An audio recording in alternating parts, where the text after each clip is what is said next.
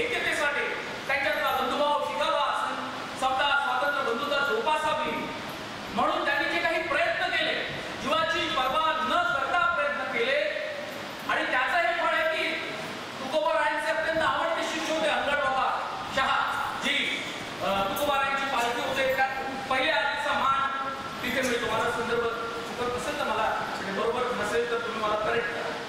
अंगड शहा बाबाचा दर्गा आणि तिथली पहिली आरती जी मानाची म्हणून समजली जाते, तिथे हिंदू आणि मुस्लिम त्या वारीमध्ये एकत्र येतात आणि हिंदू मुस्लिम एकतेचा प्रेमाचा जागर करतात. टीव्ही चॅनल्स त्यालाही दाखवते. तुम्ही त्याचं कौतुक केलं पाहिजे.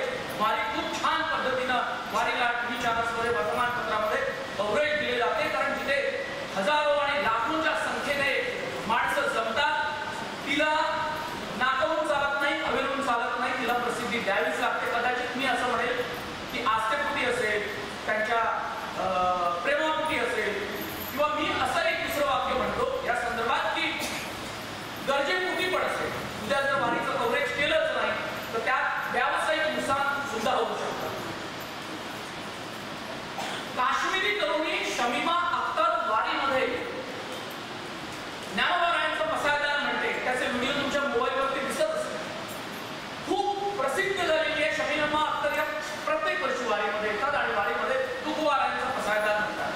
तुम्ही धर्म बघणार आहे की ज्ञानोबारायांच्या बद्दल त्यांची प्रेम आस्था आदर बघणार आहे. राहता कुठे? आपण कुठे मागणार का?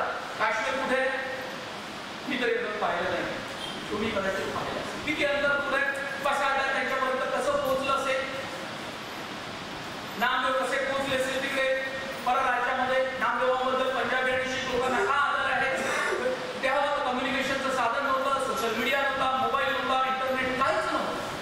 त्या युगामध्ये हे सगळं वेगवेगळ्या राज्यामध्ये, राज्यातून वेगवेगळ्या देशांमध्ये पसरलेलं आहे. आणि जगाचा कोणी एक माणूस जो म्हणतोय पुण्यात येऊन संत साहित्याचं वाचन करतो, बोलतो, शिकतो.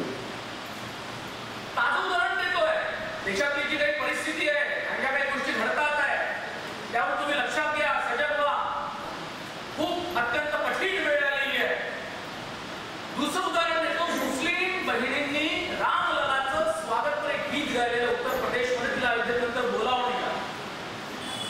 उगाचच जात असेल. सवंग लोकप्रियता कमवायची असेल म्हणून जात असेल असं नव्हे.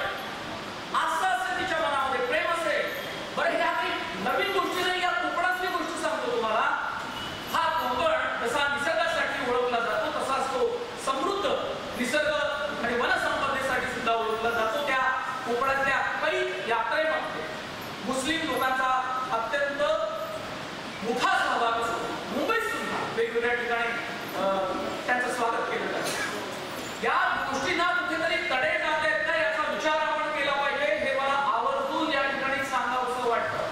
मी आलोय, तुम्ही मला संधी दिली म्हणून हा विचार पुन्हा पुन्हा मांडावा लागतो की जी सामाजिक राजकीय परिस्थिती दिसते त्यातून हिंदू आणि मुस्लिम ऐक्याला, प्रेमाला, आदरभावाला मोठ्या प्रमाणात तडे जात आहेत.